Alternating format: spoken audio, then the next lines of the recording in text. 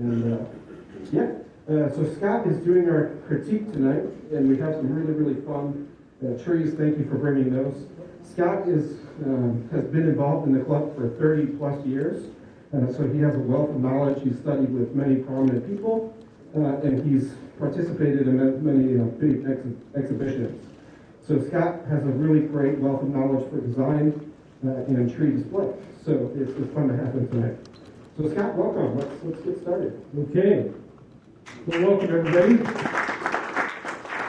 So first things first is I'm going to take off this mask so you can see me.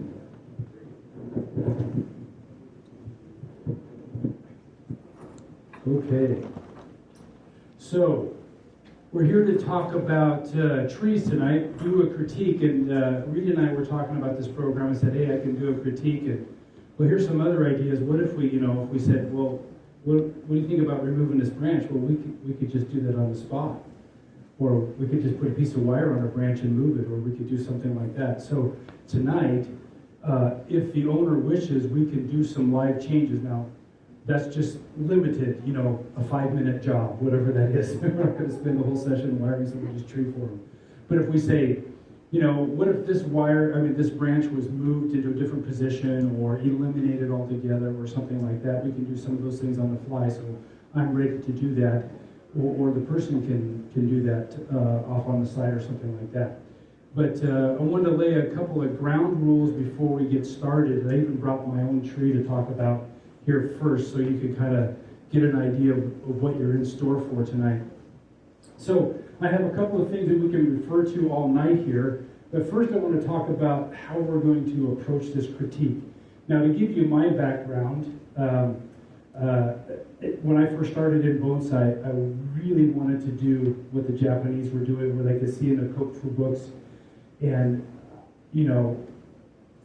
back then, we never heard of akadama. We were using fir bark and lava rock. I probably used just, was it Black Magic bonsai soil in the bag from the nursery, different things like that. And, I started out in an apartment. I bought my first house just so I could expand my bonsai off of the, I was in the second story, so it was great for security. But I had all my trees up on a little deck on the apartment over in Lake Oswego. So that's where we started, and we've come a long ways. And so, somewhere about 15 years ago, something like that, Boone Monocopic Park came up to a bonsai convention, and I was going to go take a vacation to like the Tetons and stuff like that, and I decided to go study with him instead. And it really changed my bonsai career. It got me to where I could really start to master techniques and understand what I was doing. And I studied with him for 3 years. I had to go down there 3 times a year for 3 days. So that was like 9 sessions, fly down, drive down, bring my own tree sometimes. Most of the time I worked on his tree, studied and did all that. And then later on, I got to study with Ryan Neal when he was getting started, and that just rocked my world bonsai-wise and really transformed, just accelerated everything. And I've been watching his Bonsai Mirai videos. Oops. Sorry. It's a little loud. There we go.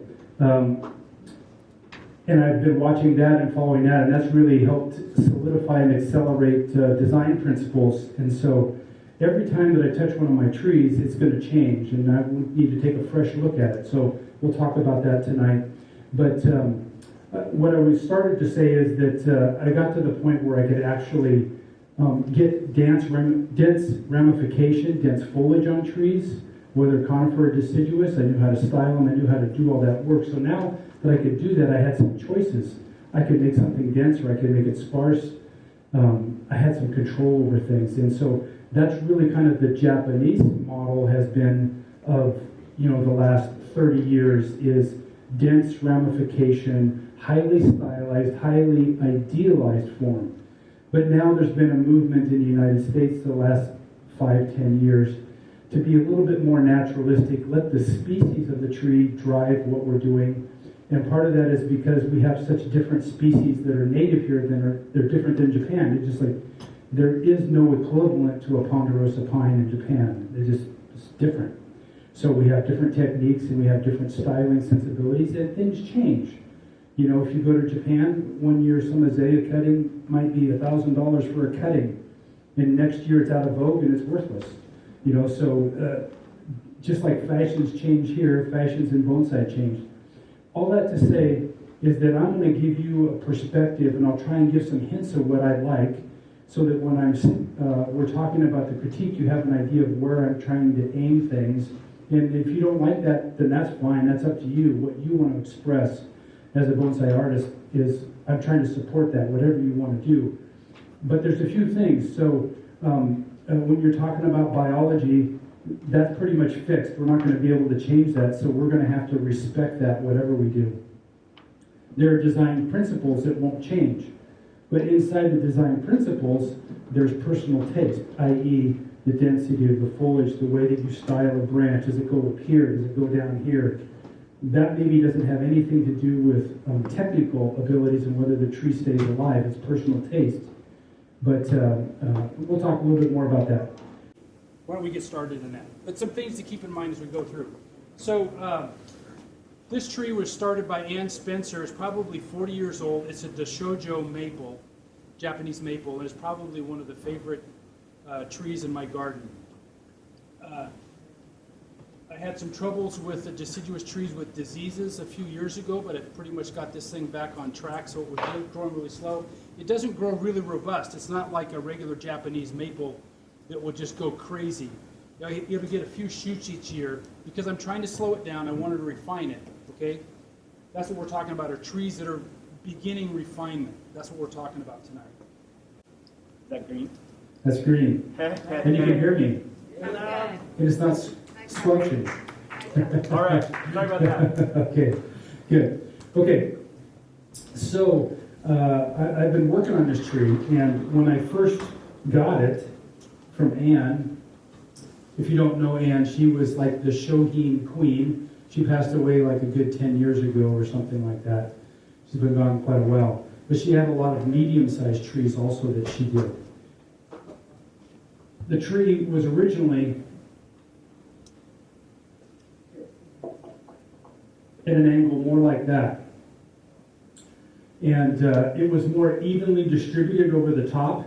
If you look at the root base here, you can kind of see that because it's more level when I put it like this. So it's a little bit of my work is to fight that.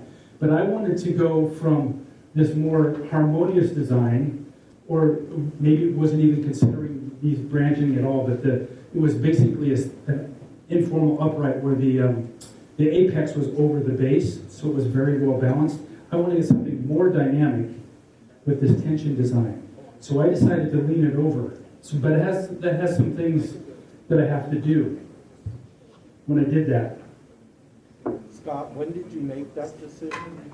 I probably made that decision 5-6 years ago, 6-7 years ago. So that brings me to my next point. This is the pot the tree came in. And it was already too small when I got it. So this is a lovely Mike Hagedorn. You can recognize the porcelain there on the bottom. This would be my ideal pot if I could buy one again. I love the color. But I brought these pots because it's the evolution of what I potted it in. Just to tell you that no matter what, this kind of a pot, this size, high quality, is not easy to find. Now and Tokutake and Vicky Chamberlain are making some great ones these days. So I went from that, believe it or not, into this gray one, which it has this mottled gray finish, which is great for a conifer, not so great for a maple. So this, the foliage in the spring on this is a bright lipstick red. It is just gorgeous, but it's that way for about a week. So, do I pick a pot color that will go with that, or one that I can enjoy all winter long when you usually enjoy a maple? But anyway, this was a bigger pot, shallow, and so I just used it because it was the right shape and size. Next pot, next repot. I have no idea who made this. I think it's an American potter. There's this stamp on the bottom. It's got this mottled, really rough textured red, which goes with the foliage, kind of interesting, but it doesn't really contrast the foliage very well. and it just seemed a little bit rustic for the tree. So then I have this wall saw pot that I actually bought a tree from our raffle, from our silent auction. Took the tree out, put it in the ground. It's in the landscape now because I wanted the pot. So this is a European pot. And so I'd rather have an oval. But one thing I wanted to make sure with a quality tree like this, I wanted to make sure that the quality of the pot was always something that the tree deserved. So, excuse me, the tree deserved the best it could get. So I wanted to make sure that the tree, that it was always dressed up, that it wasn't just getting worn out jeans to wear. It needed something better. So I got this pot, so I decided to try it out. It's got rounded sides, which I like, but I don't really like the rectangle. However, in the winter, this earthy color works really nice because it doesn't show up the tree. My ideal color would be kind of red-green hues that would really make the spring foliage come alive and still be enjoyable. But this kind of silvery bark doesn't quite go with this mustardy yellow color to me. And so I'd like to get a different pot in the future. So that's my critique of my own tree there. I want to get the right pot, but it's taken me a while to find it. And plus I wanted to get bigger. I wanted it to get bigger all along. And so growing it in a controlled environment is a little tough. So let's get on to the actual tree. So I've converted it now to where the flow of the trunk is going this way and then going back that way. And the main branch right here is going that direction. So if you come up here, you'll notice that I put a little wire on last night because I had branches that were going like this. And that's two things that's bad. One is they're going to shade each other, and it's just going to cause problems in the future. So I had to pull them apart and actually made them longer because this branch was actually over here last night. So that got me some more length. I've been letting this grow here and keep pruning back here so that I'm getting more of the weight of the tree over here so that the crown starts to shift over to this side so it's off center. So I get some more movement in the tree. Actually, what I had meant to do, I hope to give as many trees as I can a good treatment tonight, put it on a good stand, so that we take them seriously, all the work that the person has done. So when we're doing these critiques, I didn't actually go over that part. We want to make sure that we respect everybody's work and find out what really excites you about the tree. What do you see? What makes you like that tree? And then how can I make that better? That's what this critique is about. Anybody can find defects, but I find that I cherish the defects because of the things that make the tree different than everything else. So let me continue turning this around so you get a better idea. Light's really good here, Lee. What's going on there? What's that? Who made the stand? I made the stand. Oh, nice. This is Oregon big leaf maple. So just a slab. Made it for the artisan's cup. Everybody loves it every time I use it. It's one of my favorite stands. Most usable stands. So tonight, when I was working, I thought, hey, this is just exactly what I was talking about. I can actually work on this tree. Give you a little example. So what I want to do is I want this to extend. So I'm going to let this grow. I'd actually like to get this branch thicker. Notice how thick this is. I really like to get this thicker, but I don't want to lose the nice delicateness of this tree. That's what I love. This looks like a real Japanese maple in the landscape. The twigging is all small. You have to be very diligent in cutting back the coarse stuff and getting back to the finer.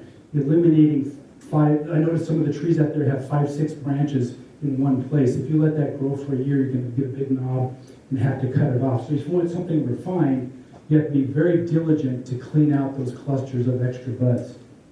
And you get those because you pinch, or in this case, I didn't get to pinch this last year. Yeah, I just could not get out there to do it at the right time. And so it grew, so I had to go back in the summer and cut all that new growth off, and because it was useless to me, and let it regrow. When it did, it put some back buds out, and it had shorter nodes, and so I had to come back and trim. But I don't usually, after I do that pinching or the pruning in the summer, I don't usually have to do much more to this tree, just a little cleanup. However, if you look at this, and this is going to be a big point I'm going to make on a lot of trees that I see out there tonight. You notice the length of this to the trunk and the length of this? Very similar, right? It's like this, but I want the direction to go over here. So I need to shorten this side to help emphasize this movement, and then the apexes I'm growing out. So we have two choices in bonsai of how to grow a tree, how to style it. We can prune, but we can also grow. So I'm using a combination of pruning here, growing there. So what I wanted to show you, and Reed, do we have a screen that we could lower here? On the screen. That's okay. It just would help people see the silhouettes.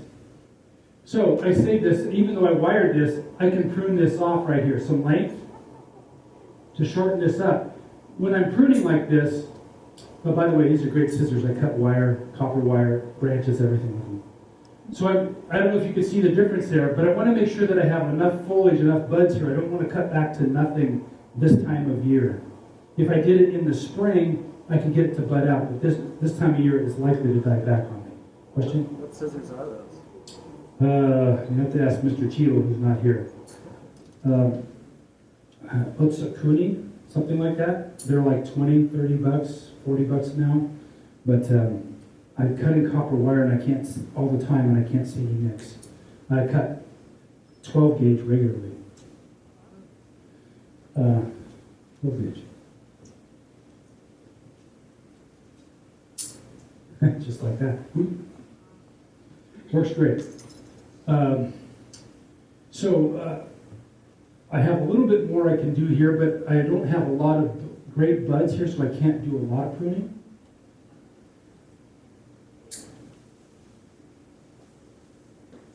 But I do as much as I can to push everything back.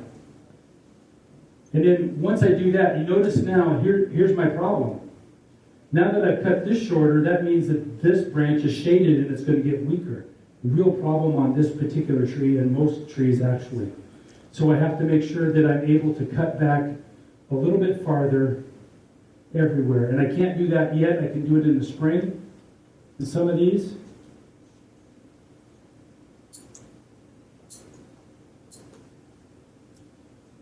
I'll have to wait for this because I don't have any buds there. But what I can do is I can cut it back hard in the spring to where there's nothing and get it to bud back out. So that's just a quick thing, things that we can make quick little adjustments. What else do I want to say? Oh, you can see the age in this bark. It's this kind of gray color. That's what Japanese maples get when they get old. And that's very valuable. You can see the age, no scars on there, some small ones up in there. But it's working really great. So I'm going to set this off to the side. And then we can start on one of your trees. Any questions or comments anybody has?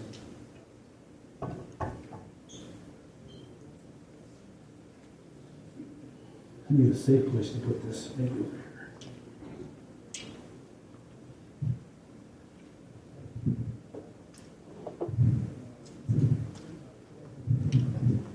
Okay. What did we get? Oops. Ashley. I'm not sure who Ashley is. Do you want to talk about your tree at all? Ashley Brewer? She was sitting right there. Uh-oh. Somebody better go find her. Go talk about her tree. Okay. Why don't we grab a different one? Maybe the maple over the rock. That's not helping. All right, this one's going to be a little too hot.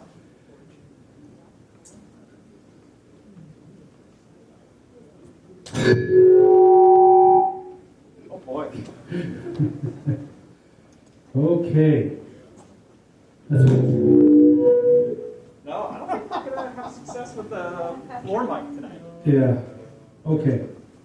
Whose tree is this? This is Brandon McMullen's tree. He's not here tonight. He's our club treasurer. Okay. And the only info that we have on this is it was purchased here at the club, at a club silent auction. Cool. So, Well, it's looking great. Let me give you a good spin so we can talk about this. So I'm not going to do any work on this, but I'll tell you what I would do. So I hope you guys, especially if we take a break, you go look at all the trees as much as you can, but you're getting a start here. So this tree has actually been growing, obviously been growing over this lava rock for quite a few years. And that's great. So the first thing that we notice here, that I noticed, is that it has this great maple feeling, deciduous feeling. The branches are sweeping up. Do you notice that? And we've got a lot of fine twigging in here, starting to develop. And we've got a lot of branches to work with. But we have a few things that are kind of inhibiting things. So pretty much this trunk size is never going to increase significantly while it's in this pot. This is a pretty deep pot, but while it's in a bonsai pot, it's not really going to get a lot bigger. And you don't want to sacrifice the rest of the tree by trying to get it bigger because it's already starting to ramify. So therefore, I really usually like to elongate maples and make them nice and delicate like the one we were just looking at.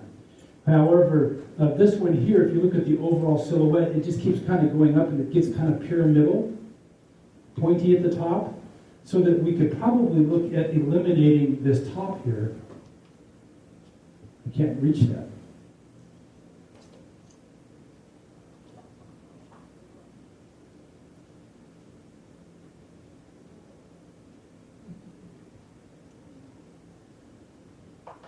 So make the tree a little shorter, build a new top out of that, get it a little bit more compact. Now, I'm not trying to make it masculine, but I'm trying to create a more maple-like silhouette that's usually a little bit rounder as it gets older.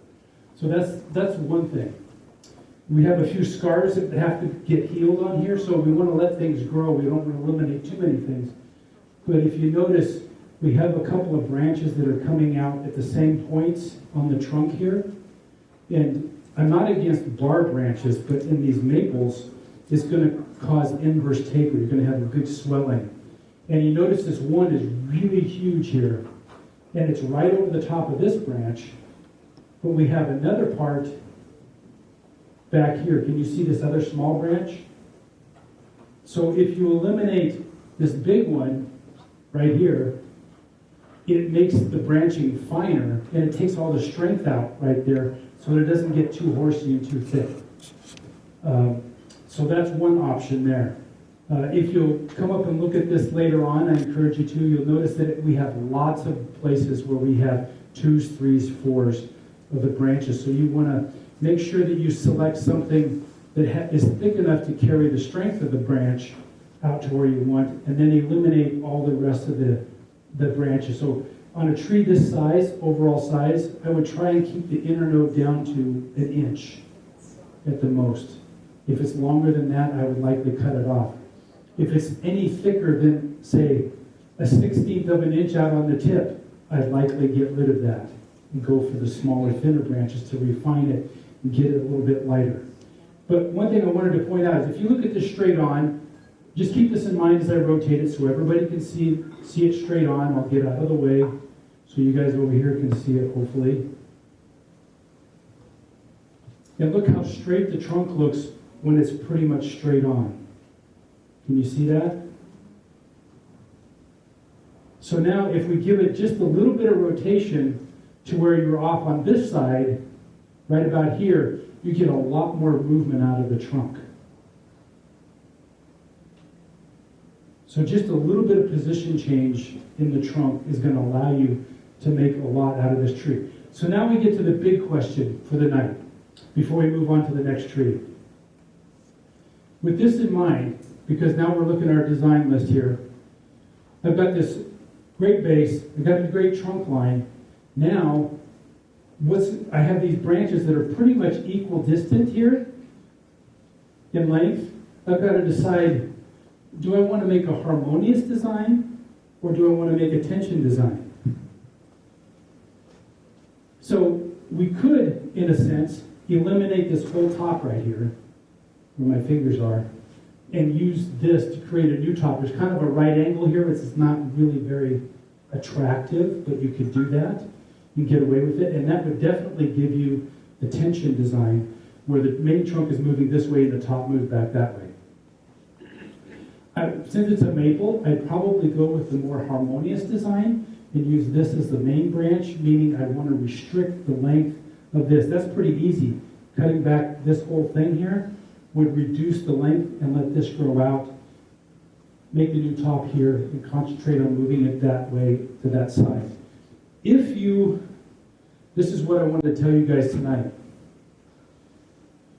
The worst thing that can happen if you're trying to show a tree is that somebody would walk by and ignore it. Right? You're usually laughing, but it's true. So if you find yourself your own trees, if it doesn't have the quite interest to you or something seems a little bit off, take a look, because likely you're violating one of these, that it's not really working design-wise, and so you have everything is static, perfectly straight. It's not very interesting, right? So if I start to change things up, move around, and get a little more interesting, so that's what we want to look at, things that we can do to improve what we have. Any questions on this tree? Okay. Ooh, that's pretty heavy. Anything with a rock that's heavy. All right, mixed news. I figured out the audio problem. All the overhead speakers are on, so we can't have a runner mic. So I will be this weird voice in the background. Ignore the wizard book and the curtains. That's a dark background, but at least it's clear. Okay. Ashley is right there. Okay. Great little tree. Is this a hinoki? Great. Hinoki cypress. Do you want to tell us anything about it? What do you want to know about it? Well, I didn't know if you had any specific questions, or you don't have to say anything, just if you want. History, have you had it a long time? Or? So I bought it from the club maybe 5 years ago during an auction, and it had about 3 main branches all going straight up like a broom. It looked like you could turn it upside down and basically sweep your house with it. And they were all in the same general area, as you can probably see, and so created a lot of dead wood on the top out of those, and then stripped down the side of the trunk too. That was all covered in bark at the time. Okay. And so this development has been going on over the past 4 years of just creating the tiered flow, the waterfall kind of flow down. Okay. Great. Everybody get a good look at that? Okay, a few things right away.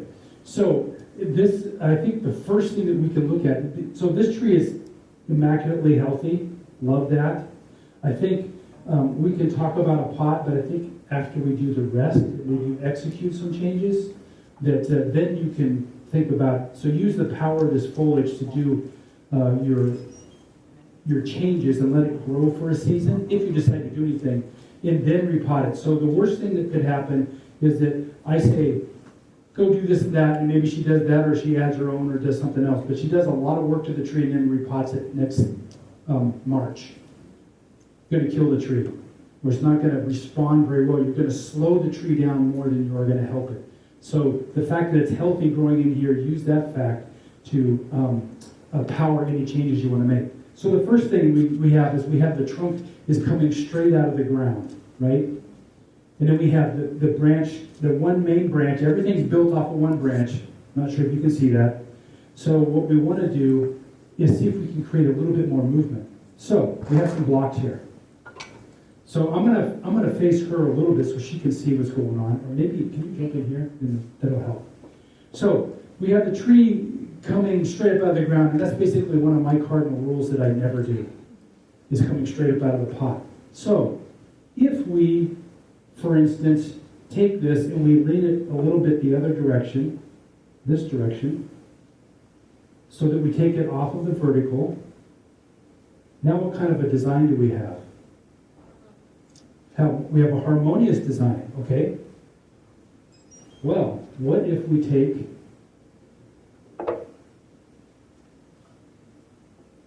and we do the opposite? Now what kind of a design do we have? We have the tension. So here we have something that can just easily swing either way, and we can make some decisions. Because of the lack of a big curve here, I kind of want to go the tension way because I'm just kind of predisposed to that. That's my thought, but let's take a look. But also, you have this big root here, which appears to be still alive. That means that you can lean the tree way over and make it kind of a semi-cascade because you've got this anchor, this root, that says you can lean way over. So you could do that also. So that's a couple of thoughts for you. I love the bright deadwood. You can come over to my house and finish off mine for me. So that's a thought there that we can look at. It's okay that the tree is built off of one main branch because right after that, it's really a continuation of the trunk because you have a separate line here that makes the apex. So that's malleable. We can change that. So the thing that I want to say to go with this is that all of the foliage is really evenly spaced, which makes sense for somewhat for light distribution, for light to get in there, but it makes the design a little bit boring. So this is really hard for me, really difficult for me personally, that I end up doing this all the time, and to just squish the pads down just a little bit so that you create space in between. So yeah, I'm going to do this. I'm assuming that I can touch your trees when they're up here. So notice that I can put my hand through here. Can you see that? I pass my hand all the way through, but visually you can't see that. So if we tweak a couple of branches, because she has this somewhat wired in places, we can do a little bit of this. Although it needs a little bit heavier gauge. I'm just going to drop this one. Nope, that's not going to hold anything. I'm just going to separate this here. Do you see how that separation now helps define where the main branch is from the apex? And now we actually have more visual interest. So by tilting it back, creating a little space, you have a lot of great material to work with here. You just want to take some of these spaces and pull them together so they're like this. Can we take them and just kind of go like this? So they're still getting light, but they're just closing the space between the woody parts up. So to make one unified cloud here. So as the tree matures, and this I would call this a mature tree. As a tree matures, whatever it is, you want to get the bigger shapes and start breaking up into smaller shapes because it's going to look like a bigger tree once you do that. So like this, here I can explain it. This looks like a shrub. Once you start separating the branches like this, then you start getting the feeling of a tree. Does that make sense to people? So and then you can separate, okay, this is part of one branch, so I want to be able to pull this over. You have enough wire there to kind of hold that. The rest is not. And we can prune some of these back. Leave the green tips. Anytime you prune, make sure that you leave good green growing tips wherever you prune. So rather than wire all this, you can prune it back so that you have outside edge of the branch, right? And you have interiors coming on the top that pull up to make the volume of the branch. Okay? So I guess I missed, is this your front? I think that my front would be predicated on how which direction I would change it. I didn't really look at it. It just seemed like that was the obvious front, and I would say that yes, it is. Because the apex here is moving way forward, which is exactly what I would do. Make sure everybody can see that. Can you see when you look sideways? The apex here that comes from here, it's coming way forward. So you would never want to make this the front. Or you'd have to move that apex or make this the new apex or something. But if you can see that from the side a little bit. So that's what's controlling that a lot. Now you have this great deadwood here, but it's really straight it looks great here, but the tree's not really set up to take advantage of that. But it could. But the way that this branch is forked right here, with this kind of an angle, it's really hard to change it at this point because they're going to cross over each other, and that's not structurally very The good apex either. and the branch? Right. Yeah. So that's a little bit hard to deal with. So can we expand this dead wood here to this side and take advantage of that?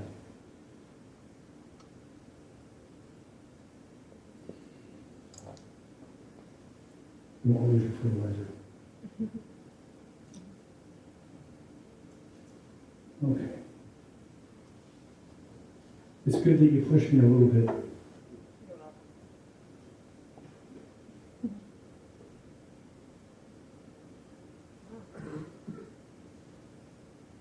That would probably be my new front, right here.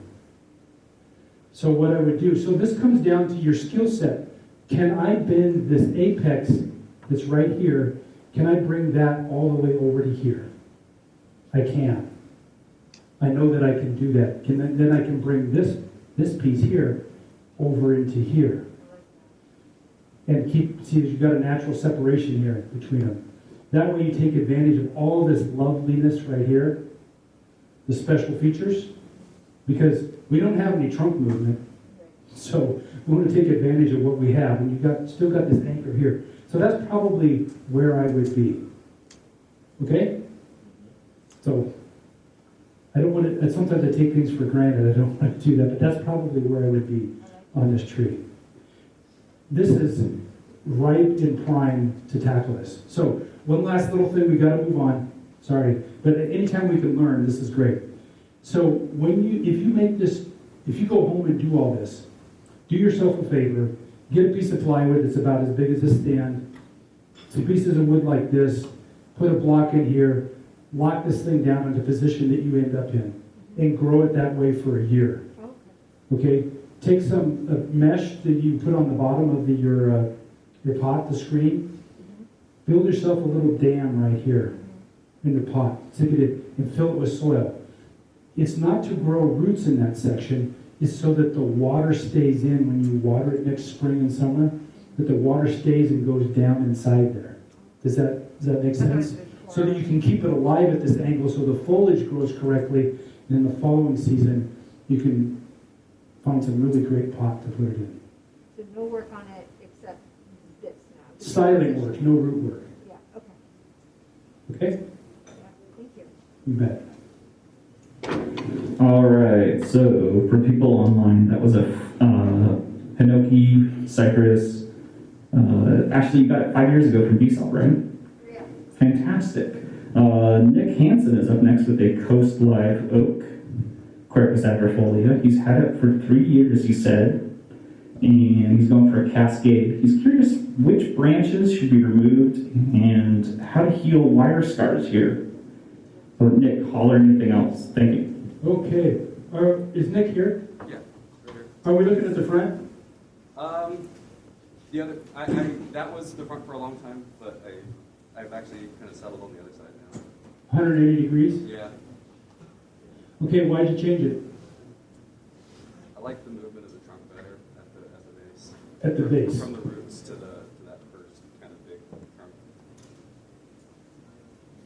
And I'm sorry, I was kind of doing this stuff while he was talking. How long have you had it? 3 years. 3 years.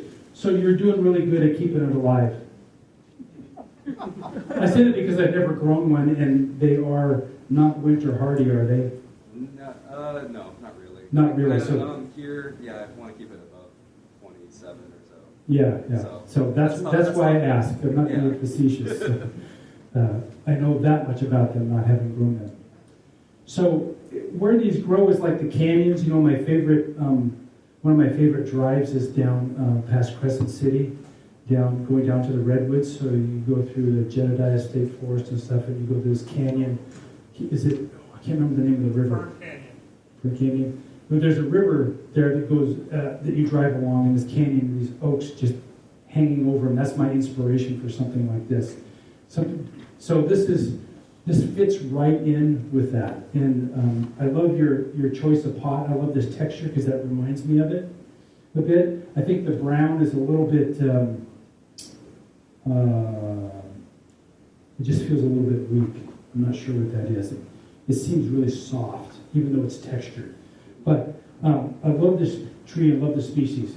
So I like what you've done because you have this anchor here. You have this sharp bend. Anytime you want to do a semi-cascade, you want that sharp bend to start with, and you've got that, which is great.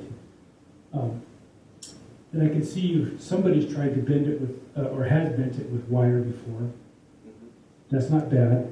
I don't know how long it will take for them to heal over, but you can tell it doesn't get super corky. Not yet.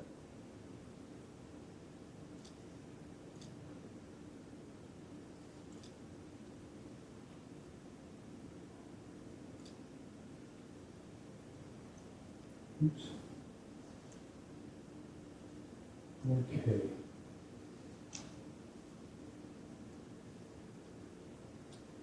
So I would agree with you on your first point, is that the base right here is more engaging. However, it feels like because the tree was styled, maybe because the tree was styled this way or just naturally is that way, that everything else goes away from that. So that I would have to get some heavier wire, and I just don't know the species. I can bend it, but I just don't know what kind of scarring it would do. Can I bend that over here? So here's something I brought along. This is probably not big enough. You can get something bigger. Fiberglass rods. I got this at Wilco. So these are fence posts for electric fences, but they have bigger ones, and so they're really light but super stiff, so that you can use it. So you can put a rod like this, fasten it up here, and use that to guide wire and pull the branch over and engage this to the front. So it's a technical technique to get that to happen. But it would take, this is the first move. When you get this first branch back over to this side, then you could do that. Is that going to be advantageous? Because you have so much to do with the rest of this, I would look at using, I got a little pointer now. It's precarious up here, so I want to be careful. I don't want to just like spin this thing because it'll go flying off. This little piece right here could be at your top because it's over the main part here, it's where you want it to grow. And I see that as an advantage. Can you get it to backbud? I have no idea. I will say this, I found every single tree that I have, if I grow it well, it will backbud. It's just being patient over time. You just don't get everything you want right away, but you will. And you've got enough foliage that it's strong enough that you can do all kinds of things. So this doesn't go deciduous, does it? No. Okay. So that's good to know, for everybody to know. Let me see how flexible this is. Yeah, so that's going to be pretty precarious. It's pretty stiff, and I don't think that you can move it a lot. I think that there's already wire scars here, and that happens, but I think for me, what it would take to get it to move over there and get movement in it is maybe not worth that sacrifice to get this base. Okay. I do think that node is a little weak there. Right here? It had been damaged in the past. Beyond the wire scars, yeah. You're right. That's what I'm looking at, is that trying to get, so then it's like, well, I don't want to build a tree from this piece because you've already got all that. So when I come over here, is this side as good? No, but everything else is set up to be successful there. And obviously you're talking about a harmonious design. One thing you can do, so you've got, this base is okay, it's not super strong. So this is a case where,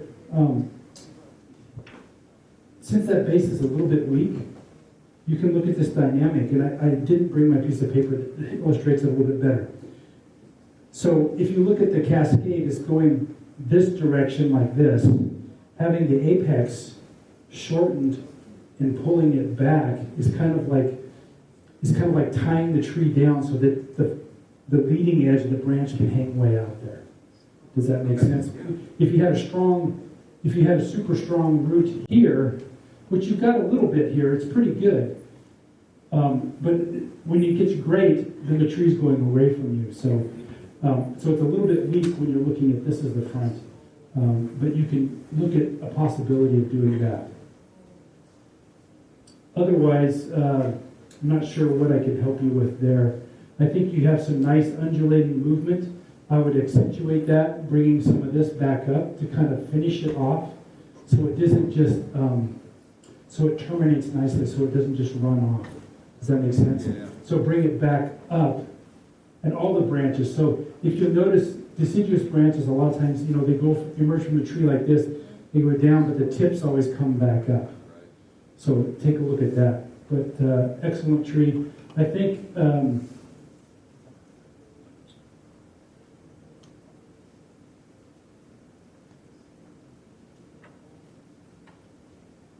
if this was the front, I'd look at eliminating this branch because it's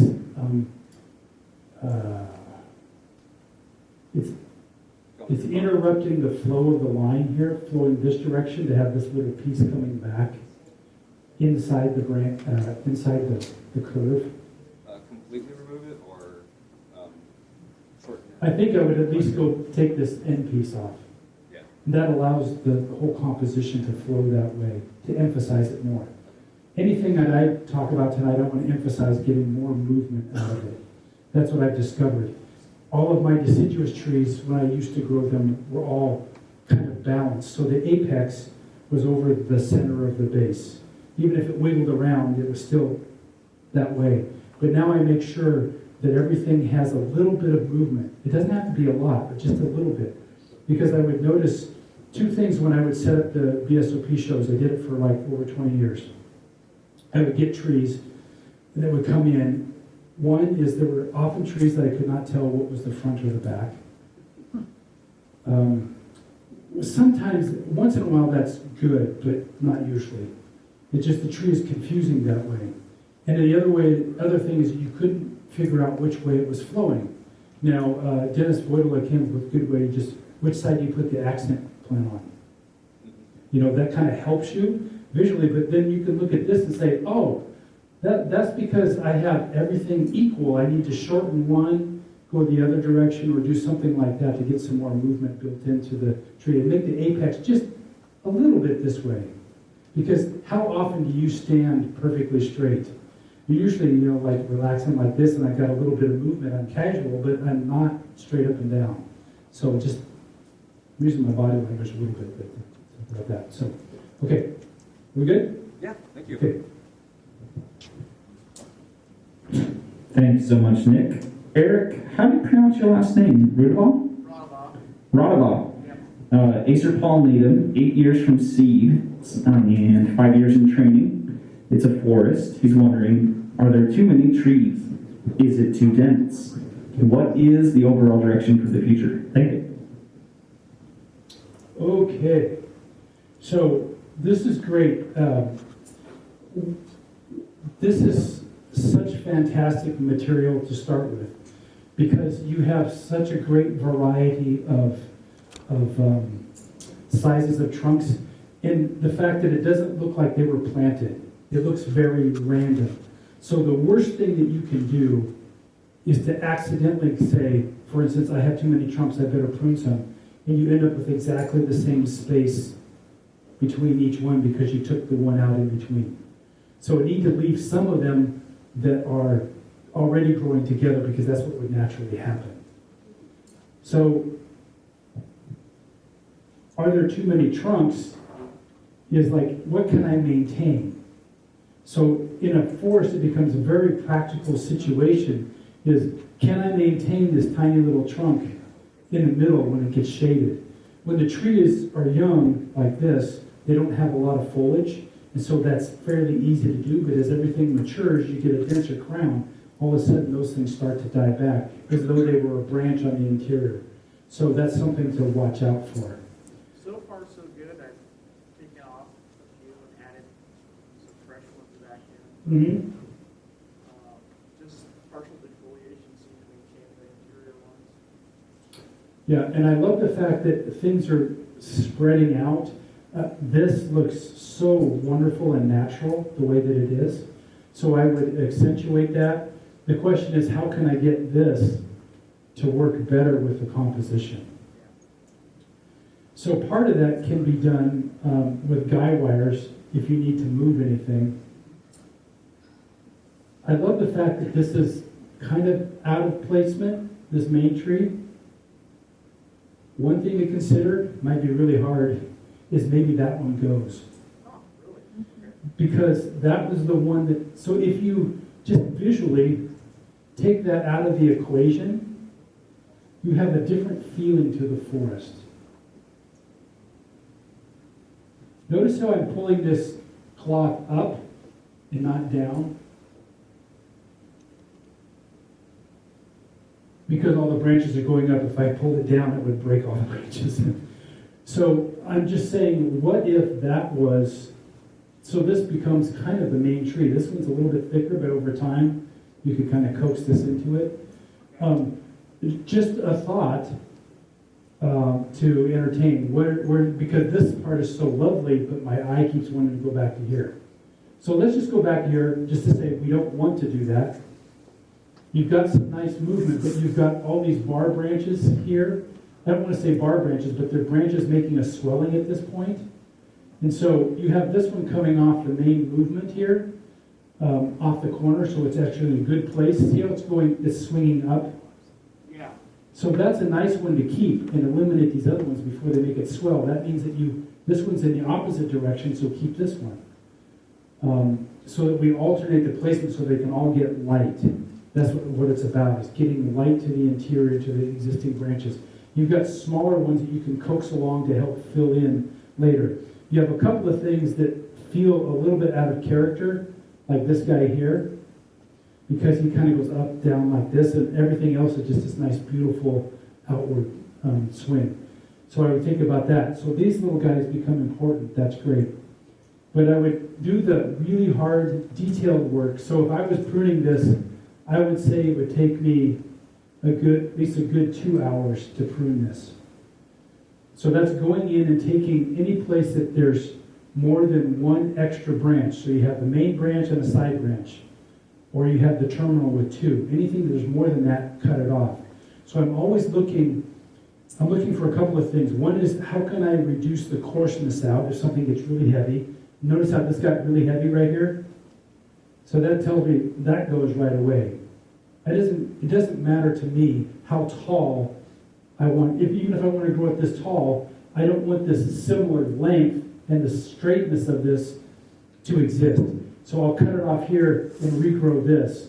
Or maybe I cut it off lower and take one of these other things so that I can build taper into it and slow it down. So I'm looking for coarseness, and you'll find it out on the branches. And then I'm looking at any place that gives me a natural acute angle. So what happens when we do our pinching, or if I prune like I had to do the Deshojo, say it came out really nice in the spring, I had to cut those off. What happens when I cut those off? I get a bud here, and I get a bud here, and those grow. That makes a right angle when those new bud comes out. So I have to try and correct that. So if I have an opportunity to prune to two small ones that are growing out, horizontal is ideal. Maybe they're going to be like this, but horizontal is better layout. That have the acute angle, and I don't have to think about wire, because anytime you wire a maple, it's really dicey. You have to really watch it close. So it's better if you can do clip and grow. So that's my thought there. A lot of dedicated pruning. This already looks wonderful, but if you were diligent about that, you can really accentuate what's happening. When you start pruning out some of the coarse tips, it's amazing how delicate and how feminine it gets all of a sudden. And it'll just keep building anytime you do that. So like here, you have branches coming inside when you got this big thick thing here. So you can use this to replace it because it can get a nice acute angle, or you get rid of these things because they're going to just keep thickening. This is getting kind of ugly here, up in here. So maybe it's even where you cut something like this all the way off and use this as a new top. I just find that with the maples, if I've been pinching and pruning, if it was too strong, I had to do it too many times. It's just, they grow so prolifically, it's easier to prune it out than to fight it. And I get a much better result. Okay, and any questions on this one? Okay, I think we're ready for a break. Here comes Andrew. Okay. Yes. Hello. Thank you. Scott, you can go on mute. And everybody, please take 10 minutes to peruse. We got the vendors in back and silent auction over there. See you back about 8:12. Thank you so much.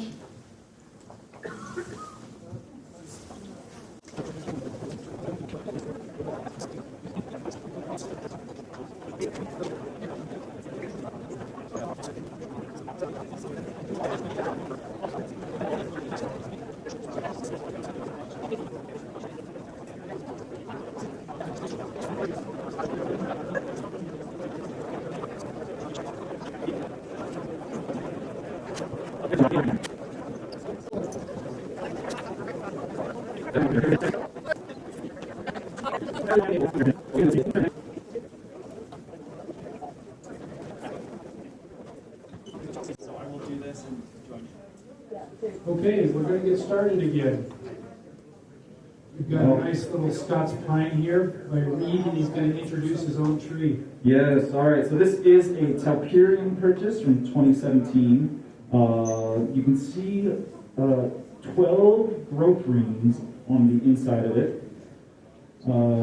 It was assigned to me. I purchased it, but I was instructed to take this as my own. When I got it, it had a ton of needle cast, so it lost a ton of the interior growth. It's kind of a blank canvas. I'm at the moment going kind of free form. This is indeed the front, I think, but Roger Case has a delightful idea about maybe like 3/4 of the way around being another possible front. Feels like a tree I can just go bold with. What's the best front? What's coming up next? And this is fresh wire from today, so it's still soft to your magic. Thank you. Oh, just today. Okay. So we've got a Scots pine here. So he's got it potted pretty much the best base by far is right here. And we have a very distinct trunk line. The movement, it's kind of funny, the movement in the trunk is really the bulges from the old branches. It isn't really moving from side to side, but it has lots of movement. So this tree is very much at a crossroads. He said he just wired it so we can move some things around. You notice that things look a little bit like this. So on pine trees, whenever you finish the work, no matter if you just move it this much or you move something over here, whatever you do, you want to make sure that the needles always point up because that will keep them healthy and strong. If they're turned and they're going down, that's going to die. It's like, especially true on, like, say, a ponderosa or something like that. A black pine is powerful enough that if you do this, it'll like grow back up. But a lot of trees won't. So, some things to say about this really quick. One is if we look at the distribution of branches and the length compared to the trunk here, they're basically all equidistant. But we have a very strong movement to one side, so we want to emphasize that movement. So he's really at the crossroads of this design. Getting back to this is, do I want to make a tension design or do I want to make a harmonious design? What's going to take best advantage of the material? And so, a few things to think about when I look at this. So this is a pre-fire tree. We have this big stump here, which a lot of people like to use deadwood. I don't do that much on pines. But one thing I want to point out about this particular piece of deadwood is that it is continuing on exactly the same line as this. So it's an extension of that line. And when I look at that, it's obscuring what this piece, which is actually the top, you can see that. Let me spin this around again so you kind of get a perspective. From that point of view, that piece of wood is not doing me any good. And I would eliminate that. Yeah. And the sport is grafting stock. not meant to be the This? no, sorry, the like ridiculous apex is not. Oh. Yeah, that's grafting stock. Graphic stock, okay. So I was gonna mention that there's only one reason to keep this on here. Now there's two. We could keep it for grafting stock. However, is it worth grafting stock to destroy your tree? What I mean by that is this will continue, the longer you leave this and don't cut this, it's gonna be harder to heal that scar. But there is a good reason to leave this, and that is if you don't make deadwood out of this piece here and you cut it, then this will help heal that big scar and just let it run. Would I do that? I'm not sure how I would handle that. This is a really big, rough piece of material. But I wanted to bring it out because we were at that crossroads. So if I eliminate that, then I actually get to see this little bit of movement here. I actually have a branch back here that comes off of there that I can actually use and bend down. So can I do a little bending? Yeah. So I have more branches than I need right now. This branch is extra right here. So I would see this as a main branch. This one is extra right here, but it's not doing any harm. So if I'm wiring, eliminating, doing a lot of that stuff, I can afford to keep this for one more season before eliminating it, just as a backup. So after I bend this branch and set it, I think it will help us make some decisions, and I can do that real quick. So what I'm trying to do is make this into one cohesive branch. Sometimes pliers are easier for twisting things around.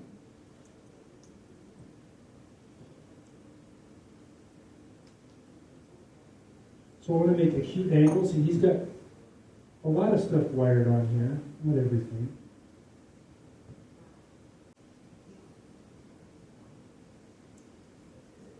So I'm using the wire that he has.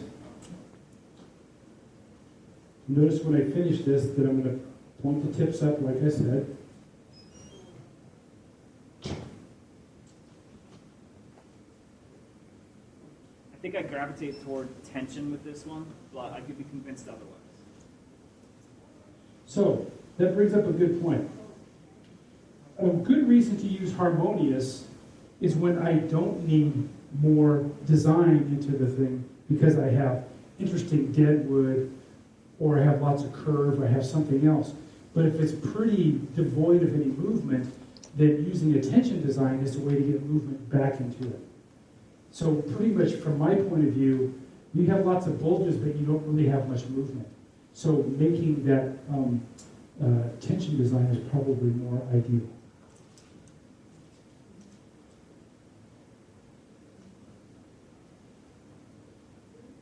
Man, you got some heavy wire on here. My hands are. Yeah. So just a little bit of work here. Can you, so wire these down. Can you see how this is now unifying into one mass here? And as this is set up, you got buds here. Things will start to back bud.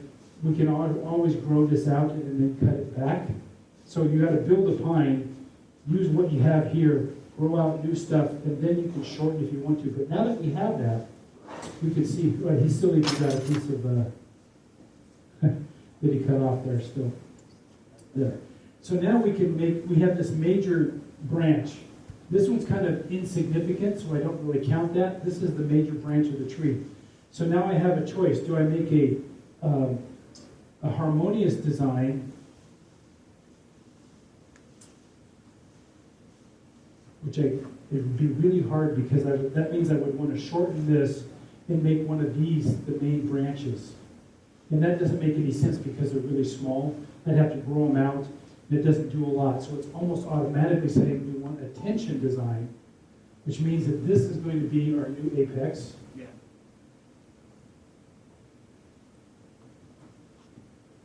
So let's lay this out here a little bit.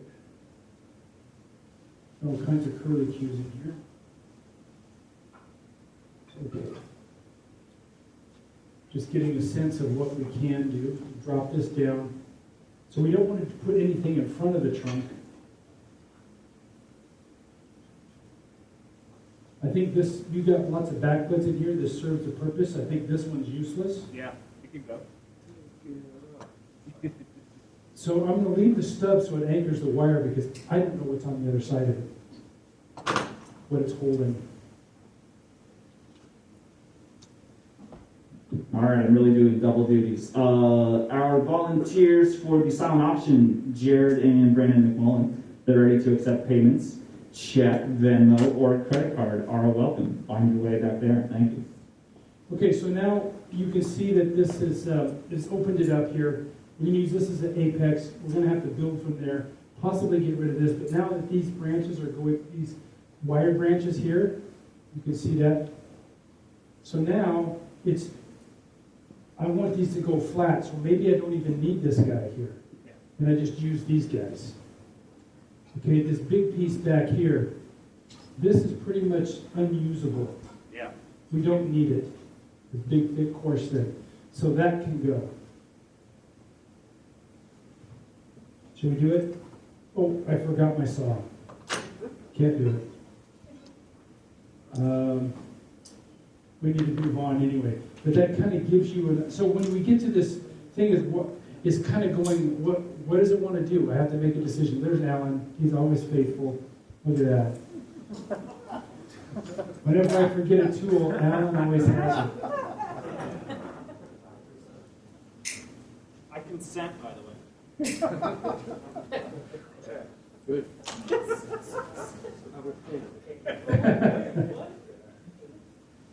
Okay. Thanks, Alan. Oh, this is what I have at home for a coursework. This is usually landscape trees, not bonsai.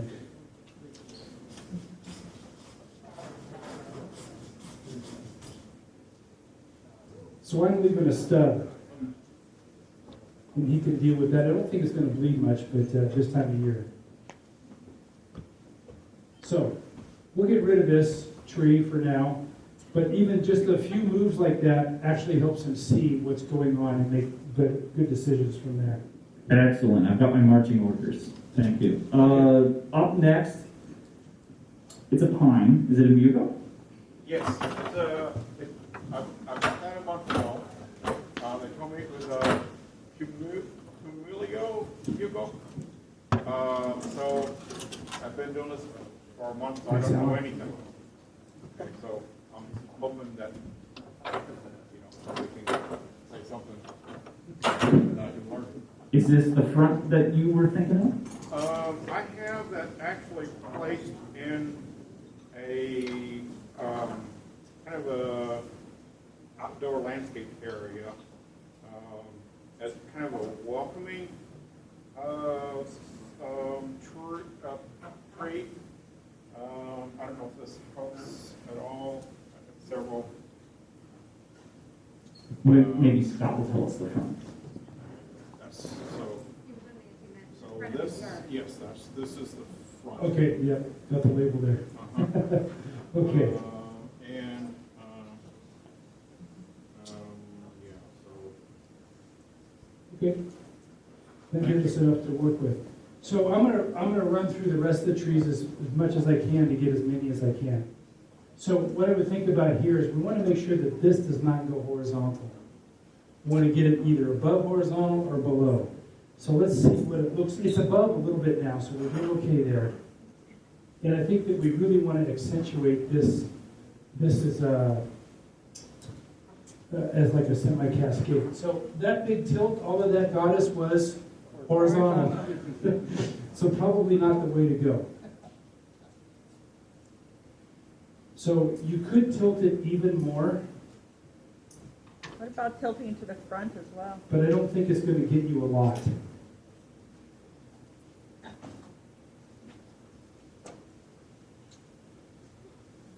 So tilting it to the front.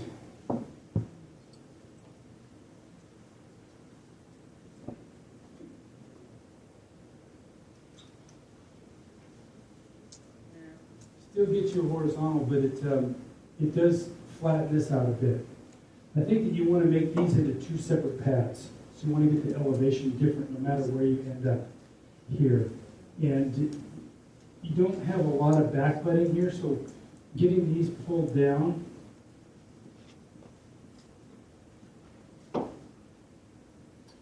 So I would tend to think about growing this part here up as a new apex, letting that grow and bending this down or eliminating this altogether. And this one can kind of come down into here, keeping it short, letting everything flow this direction. This one has to get cranked down. That's a little bit harder. But I think even with all, no matter where the orientation is, I would do that.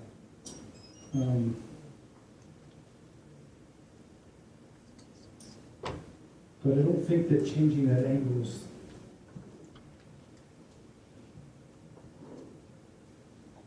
I want more of an angle there, but it's going to be tough to bend that, you know. If you got some, that would be a tough bend. You'd have to use some guy wire to hold it into place if you got it bent. So I think being stuck there with where we are, that's what I would do, is probably tilt it up the way we had it, maybe a little more extreme. In a much smaller pot, it's staying a little bit wet in here because it's so big. And you know, this is just regular garden soil, so if you can get it into something that's a little bit better draining, it's going to be happier. Luckily, the Mugos can take this kind of wetness. So yeah, that's pretty heavy. I was going to put it on the cart there. Okay. Just move that one along.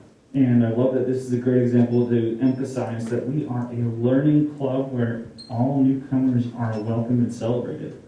Up next is Travis Rogers. This is an azalea, around 10 years in training.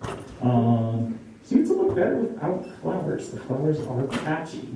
That seems like maybe a curiosity or frustration. Interesting. Take it away. Okay. I have to be able to use these stands that I brought, right? It makes the trees look so much different. I love this winter foliage that's red with the green pot. It's great. Although it's pretty sticky. I don't know if there's some insect stuff going on, if it's something else. So something to watch out for there. So I think we're getting back to that thing of we have this movement that's kind of a harmonious design already. The trunk's moving this way, the top is moving this way, yet we have this kind of piece that's kind of circling down. That if you shorten this piece here, let me put a cloth over that.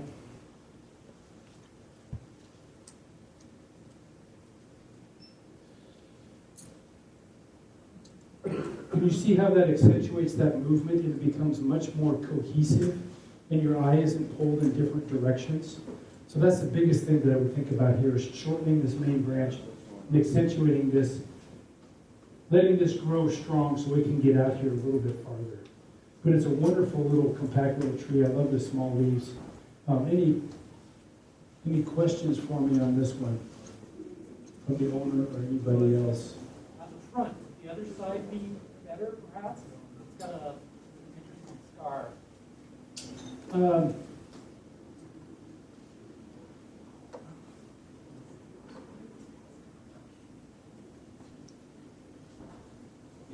If I'm looking at this as the front, then I get two things that are kind of competing for my attention there.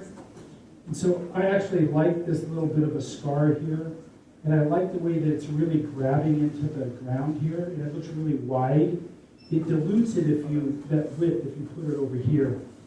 So, you know, I'm guessing that originally it was growing a little more upright, but I actually really like this. I would just, in the next repotting, see if you can get it even at just a ½ inch over farther, because you have some room here to do that, and that'll do a lot for it. Okay? Great little tree.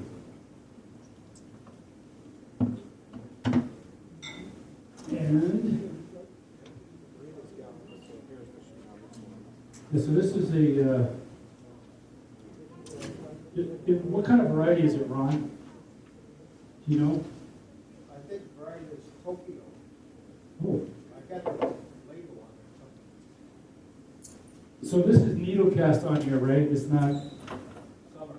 part of the, yes.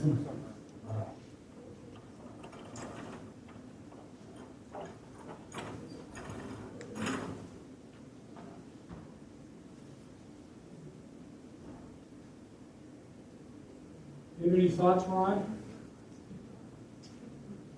Do you have any thoughts on it? Do you have any thoughts on this? Anything you want to say? No, I've been 20 or 25 years, I think I'm done with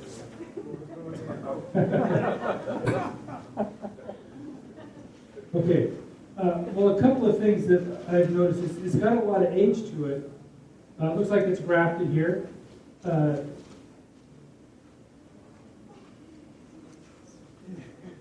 I like the movement that you're getting into it, but we can't really see it very well.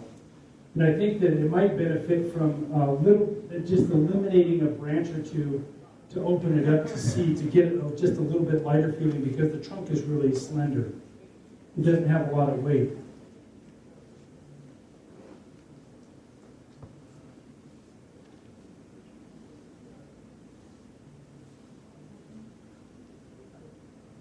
And we have branches growing on top of each other, which is causing some of the disease problems a little bit. So shortening some of these back a little bit so that it can get more light to the lower ones will help keep everything feeding a little bit more regularly with the sun. But I would look at tilting. I'm not sure where you have the front at. It seems like this is the open side, so I'm guessing that's the front. But you get a little bit more width and a bit more movement here.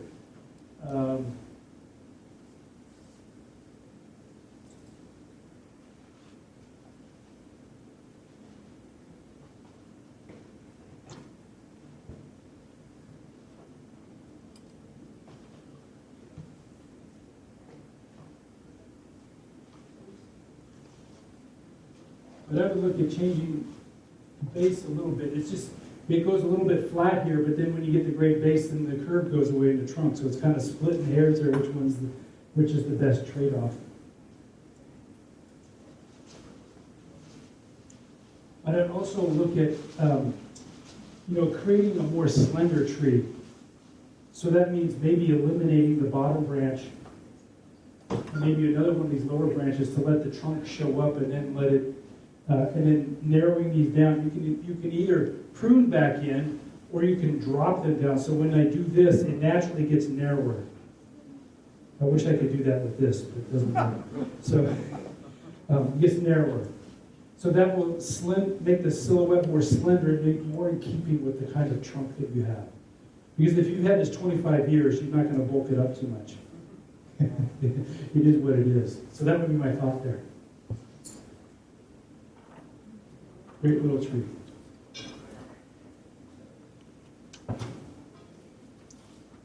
Another one of Rom's.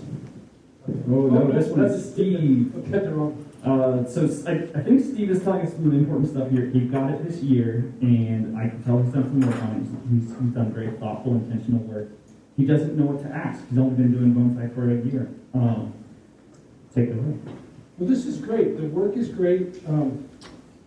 And I love this deadwood, so I want to feature that, make sure that it's very visible.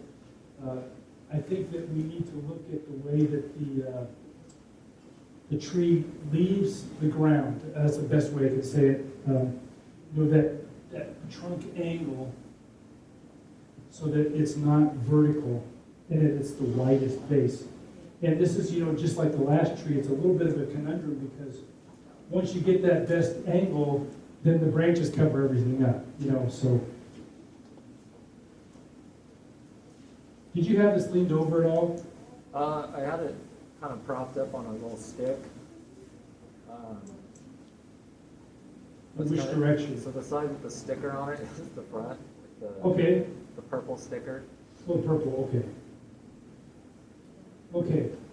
I had it kind of leaning more toward you. Like this? Yeah. So I would say that all the movement is to the side. So this is the movement is going to the back here, where you can't really see it. So if you make this, see how you see all this movement this way? Whereas here, it's very planar. You don't really see all that. So if you can rotate it around to where, and you might even shorten some of this gin a little bit, like this is a really strong, straight section, shorten that a little bit, you can see in there easier. But see, this has really wonderful movement, and I see it as, you can utilize this kind of cascading movement, semi-cascade movement, because you don't have a lot of strength in the tree, so you want to use the rest to get some movement to it, and then using that length of those branches cascading down. But I would take and, is it okay if I bend these a little bit? Yes. So see how this continues to go down like this? So we just want to bring those up a little bit. Just a little adjustment like that, and maybe just to prune just a little bit, and then you make a nice little pad that can exist by itself. Unify this a little bit.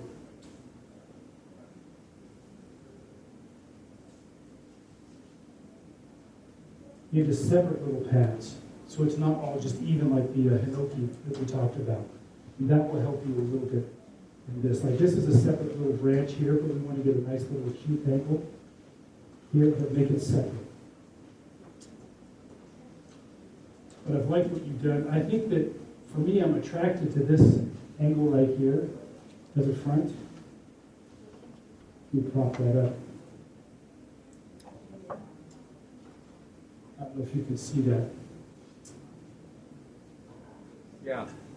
So now that I'm taking advantage of all these curves that you've got in there, I think that will help you in the long run.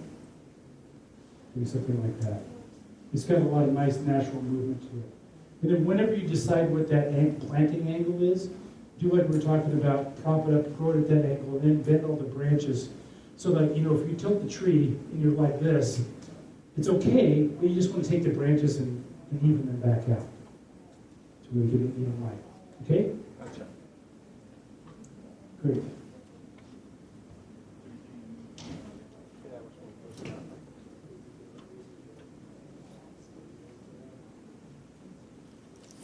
Okay.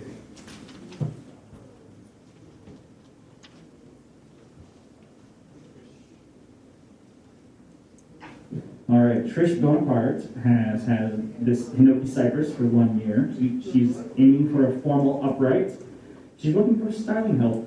Does she keep one long low branch?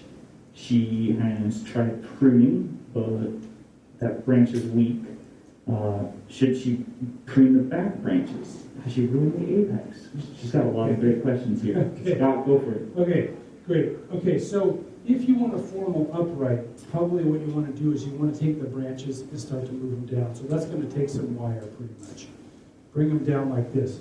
When you prune, what you've done here is you've gone and pruned back all of the strong growth tips here on the end. What we want to do is to prune whole branches and go back to another intact branchlet that's got nice bright green branch tips. Anytime we prune. So if we're pruning the maple, we want to make sure that we have buds, especially this time of year. If you're doing it, you know, in May, it's going to regrow buds, but right now it's not. So right here, you could shorten this branch right here. I can shorten it to here.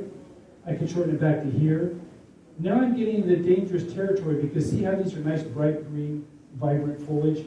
When I get back into here, I have green, but I don't have that much of that. So I'm getting a bit risky, especially this time of year. I don't want to eliminate all the foliage as I'm going into winter. So this operation, pruning, since it hasn't been styled, I would tend to bend these branches down, and then maybe next spring, after things start to ramp up, then think about pruning it. I wouldn't eliminate a lot right now. There's some that you can eliminate, some for sure. But I think you want to keep some foliage mass there so that you can set those branches.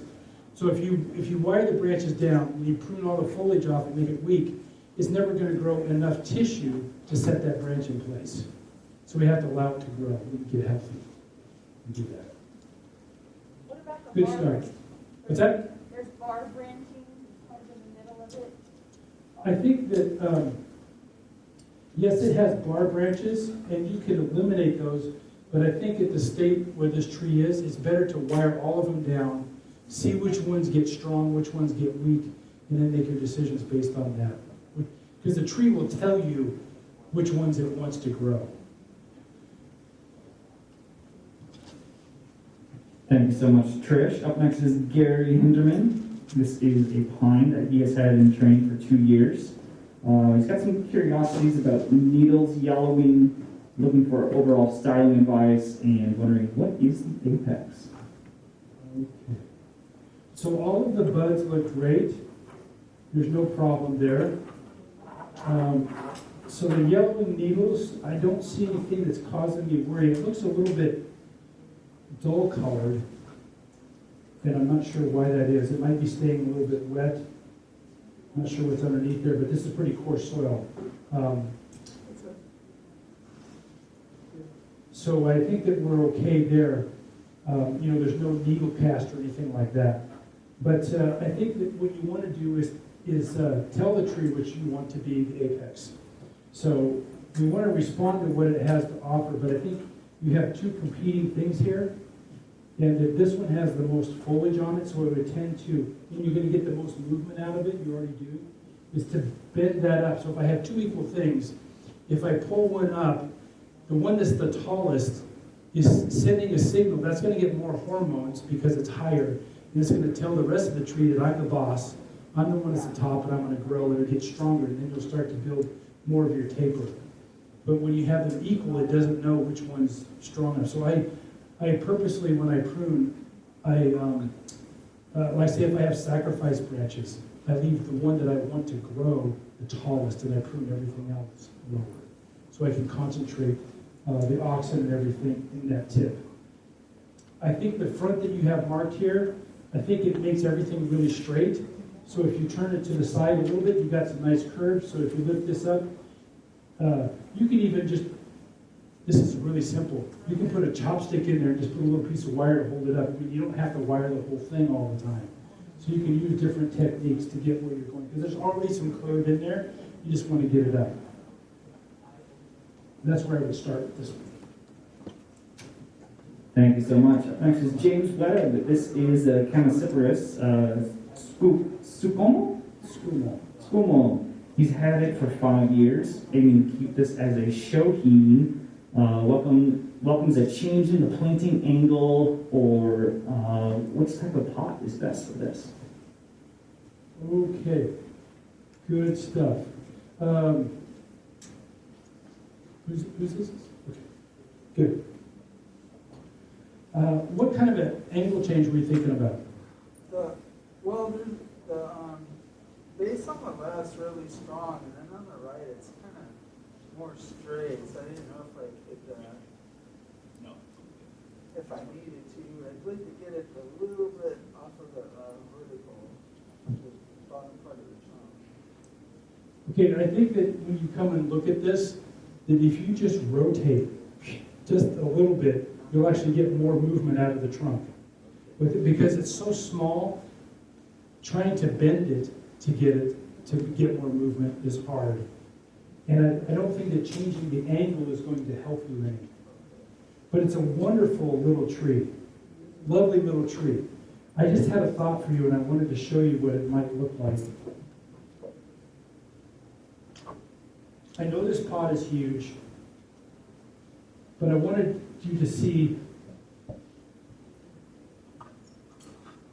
what that color does to the foliage and how it brings it out.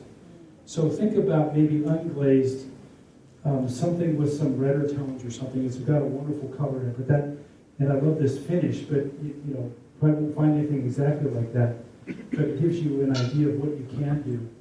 And I think that you're getting, so this is the hard part with a tree like this, is that it's so healthy that you've got too much foliage and you need to go back in and thin it out, because now it's starting to look like a bush. In particular, if you look at this branch here, it's got a lot of stuff in here that you can come in and shorten it a bit.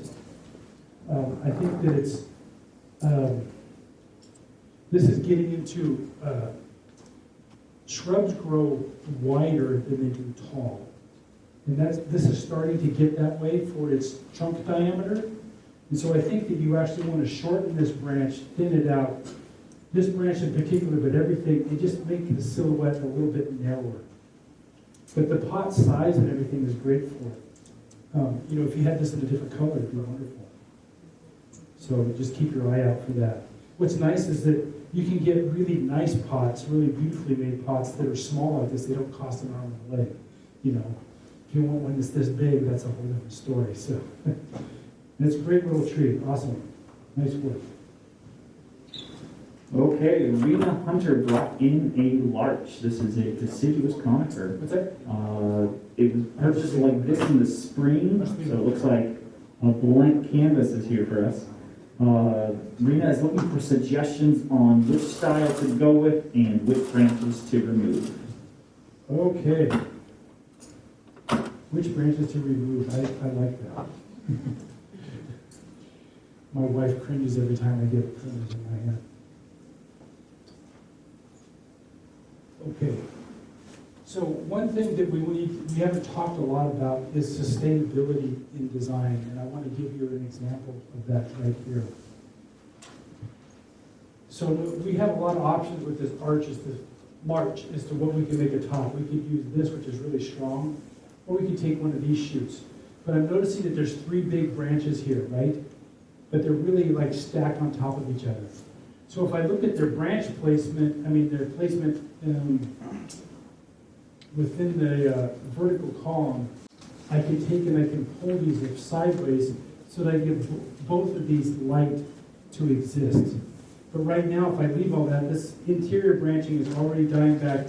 Notice this one doesn't have much interior branching, and this one does. That's because it's getting shaded out. So once I decide which one I want to use as a branch, or if I want to use both of them, I can separate them. It creates more visual depth, and it makes it so both stay healthy and alive.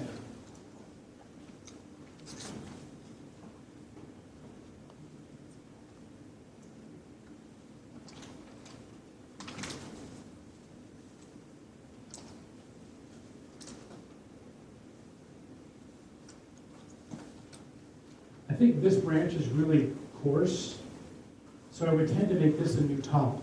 But rather than cutting this off, I would take some wire, just make a guide wire with some padding, and just use it to pull this together here. Use that leverage, let it grow for, you just need a season and that's it.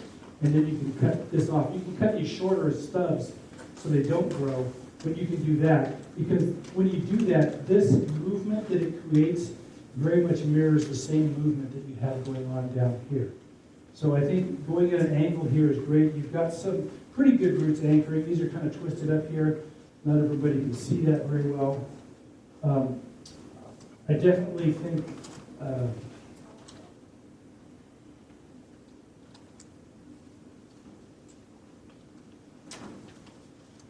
boy, it's tough with these branches here.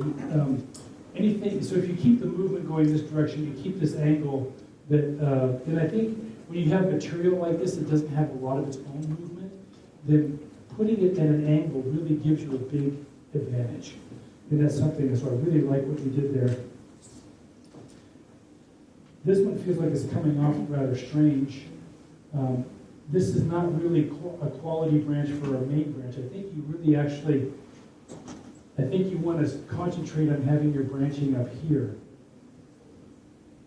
What about making the one that you were just touching the top branch? It has a beautiful curve how it comes off. It has a nice curve, but it doesn't really go up. It's a good idea. I think that you could do that. I think if I was, I think that this is a little bit more long-term project. I think that these things are very coarse and unusable unless you want a bigger tree. If you don't want a big tree, I would think about doing the same thing I said here, but just do it down here.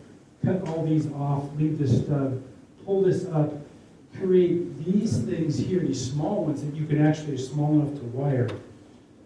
You can pull those down, you can arrange them and make those into the new branching for the tree. And by doing that, you're going to force the strength back down to this area, and you'll get back budding, things will happen. That's what I would think about. I wouldn't think about trying to cut this down and making this a new top or something like that. I don't think that's taking advantage of the material. It's too drastic of a change. I don't think you get much out of that. So I'd make the taller tree, let it grow for a season up in that position, And then you have other things that are already coming off of it. You have bud sides here, so you have a lot of stuff coming out. You would cut off those lower branches? If I did this, where I would cut these off, but kept this stub to raise this up, then I would leave everything down here. Because you can treat it a little bit as a deciduous, but it's really a conifer, so you don't want to eliminate all those branches at once. It's going to need those to feed the tree as it regrows that top. The next year, then you can really start attacking that, because you'll have buds all over the place once you do that. We're going to need the card again for our last tree. I'm not going to actually make it through all. Alan Taft is the last tree. It is a Japanese black pine. He's been growing this for over 25 years from the seed. I love that Alan has forgotten exactly how many years. He's wondering, what is the best overall design and how long should it be? Have I pruned this tree before, Alan? No. Okay.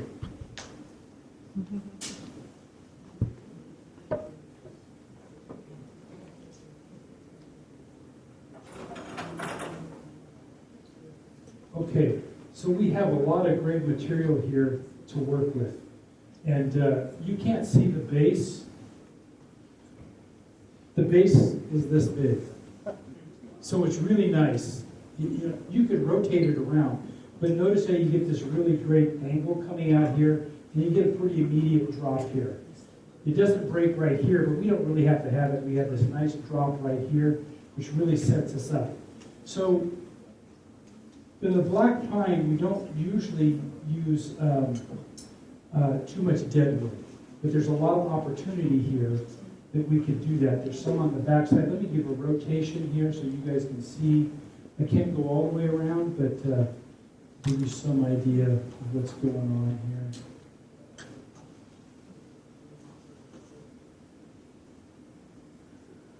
Does that help? So a lot of great stuff to work with here. What you doing here, Alan? I don't know. Okay. Here's some honest. I don't have good taper all the way out. What's that? I don't have good taper. That's mine. You don't have good taper. You got pretty good. The only thing I'd say, Alan, is that's not really where you want to. You don't really want to make a big scar there. You know, it's not the place. It's like right front and center. So it doesn't seem like a place that you want to do that. But it's a possibility.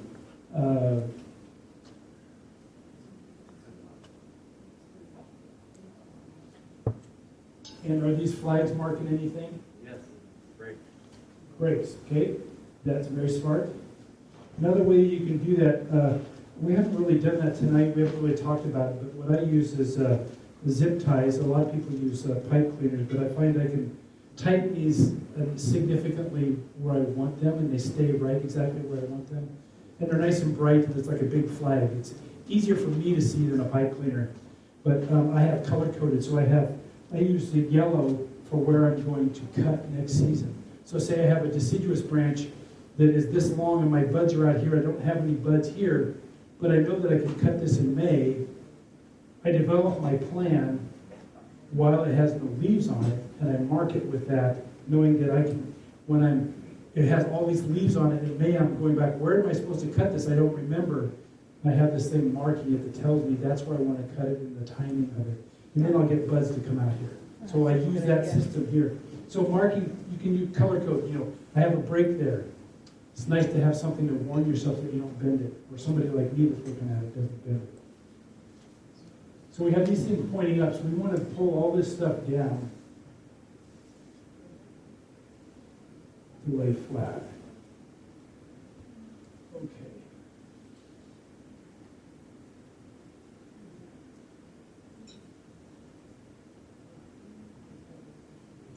So here's what I'd say, Alan.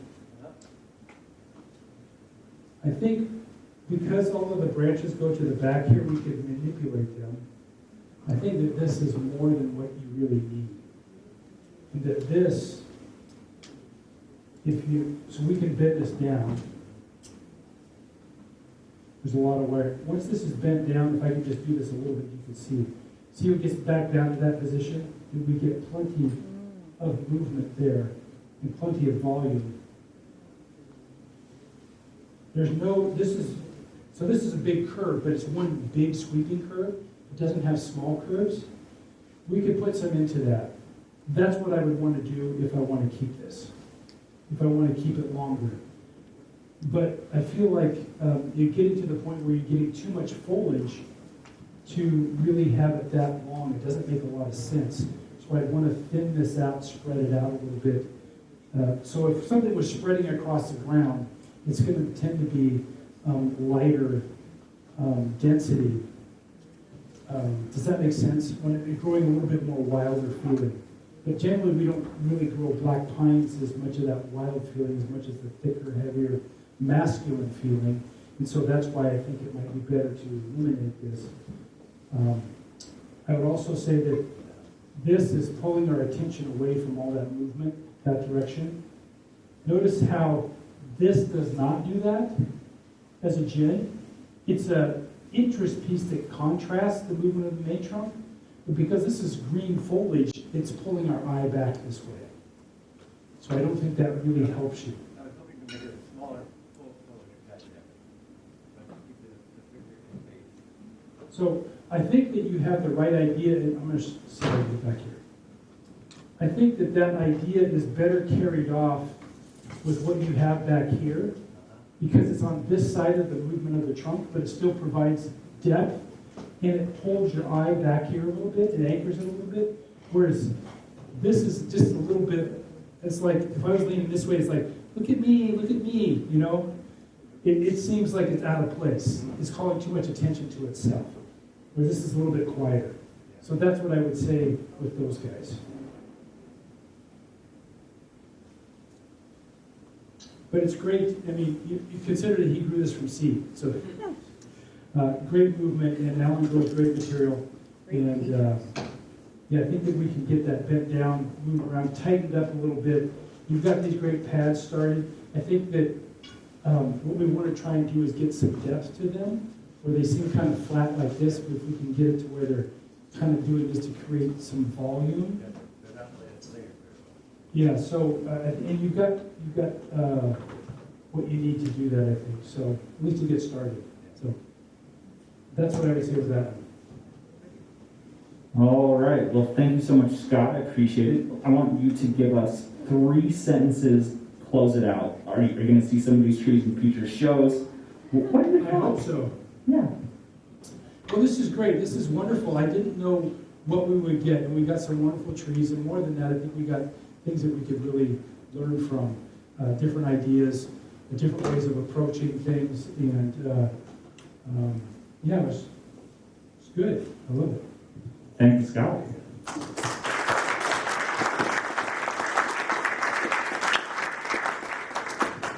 All right. First of all, thank you for your patience with the audio. I apologize for blowing your ears out. December 11th is the holiday party.